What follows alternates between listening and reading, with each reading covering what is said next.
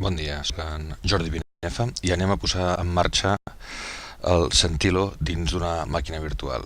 Si aneu a Sentilo, a la pàgina sentilo.io, podreu veure que us podeu baixar una màquina virtual en format OVA. La podeu importar des del VirtualBox o el VMware.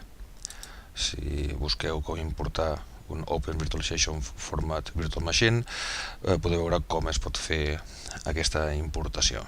La baixeu d'aquí, de la pàgina de Sentilo. Un cop importada la podem posar en marxa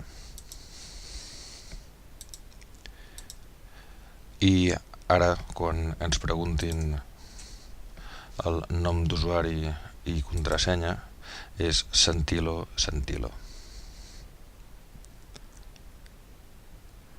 Ara mateix posem Sentilo, tornem-hi, Sentilo. Ara per saber quina IP tenim, fem IPA, per exemple, i aquí veiem que tenim aquesta IP, 174.105.086 en el nostre cas, i ara anem a posar aquí, doncs, 174.105.0.86.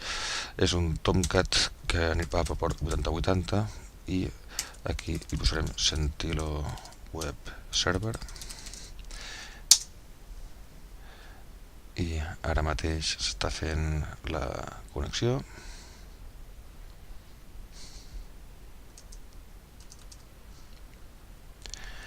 I de fet és Sentilo Catalog Web.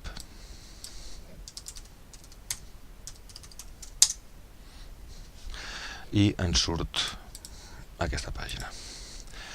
Al login li posarem admin i la contrasenya 1234.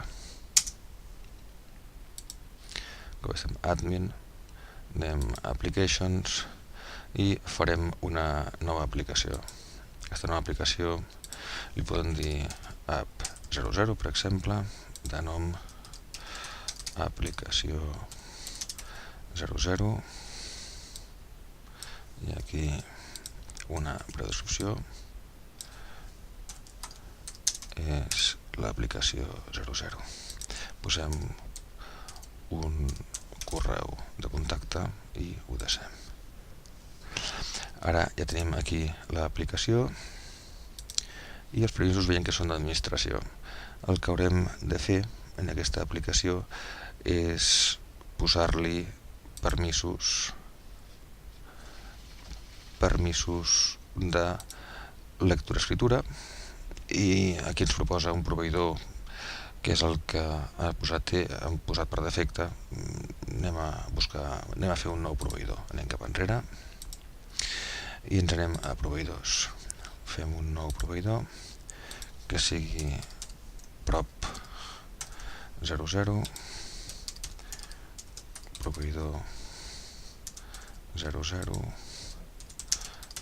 el proveïdor 00, contact name Jordi i un correu electrònic de contacte. Ja ho tenim i ara mateix posem un component, no en tenim cap, posem comp 00, direm que serà meteorològic, per exemple, doncs posem que seran sensors de temperatura i el proveïdor serà 00, i en que sigui públic i ho deixem. Aquí ho tenim.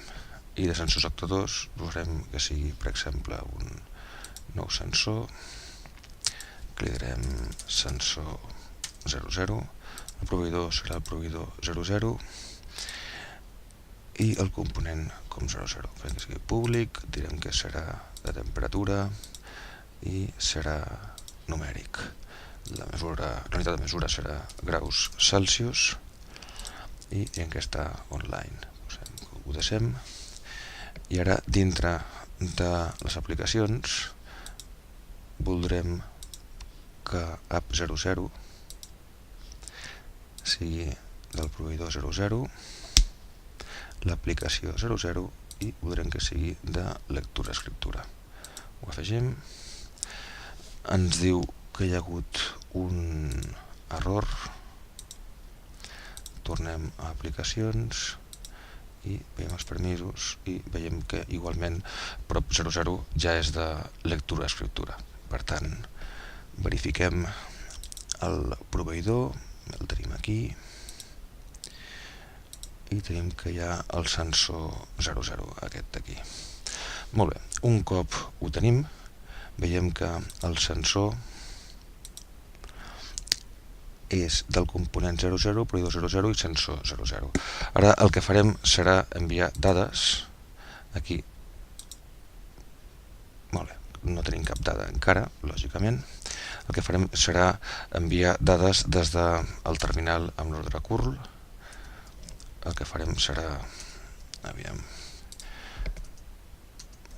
agafarem i li direm que l'adreça serà del proveïdor 00, el sensor 00, i ara ens farà falta posar la clau d'identificació de l'aplicació, que en el nostre cas l'aplicació 00 és aquest número d'aquí, el copiem i el posem aquí.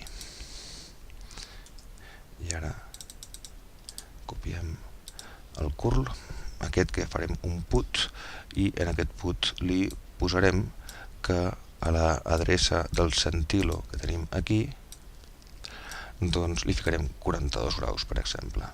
Ho copiem, ens anem al terminal i dins del terminal que ens posarem doncs aquesta dada. Fem enter i en principi ara esperem que dintre del sensor tinguem les darreres dades. Tenim aquí el número 42, que el tenim aquí. Anem a afegir ara, per exemple, 35 graus. Posem aquí, posem 30.23 i ara refresquem la pantalla i veiem com podem enviar coses. Aquí se la posarà 32.5 i aquí ho tenim. Ara el que voldrem és que un dispositiu, per exemple, basat en l'ESP8266, doncs ens enviï aquestes dades. Per fer-ho, us proposo que aneu al GitHub, Jordi Pinefa, Arduino IDE Codes, i teniu el ESP8266 Centilo 01. Us ho podeu baixar i un cop ho tingueu baixat veureu que el que ens cal és anar aquí a les credencials Centilo i hem de modificar doncs la clau d'aplicació. La clau d'aplicació, com hem vist abans en el Centilo, la tenim aquí en aplicacions, aplicació 00, i li copiem aquesta aplicació. Copia i aquí li posem la clau d'aplicació. Ens diu la IP que tenim en el nostre cas no és amb domini, sinó que és IP, és 174.105.0.86, el port és el 8081 i el component que hem posat és comp00, el proveïdor prop00 i el sensor és 00. Anem a verificar això. Entrem i veiem que aquí al costat tenim el sensor 00 del proveïdor 00 i el component és 00. Molt bé, ara el següent pas serà verificar que el sensor realment ens està enviant aquestes dades.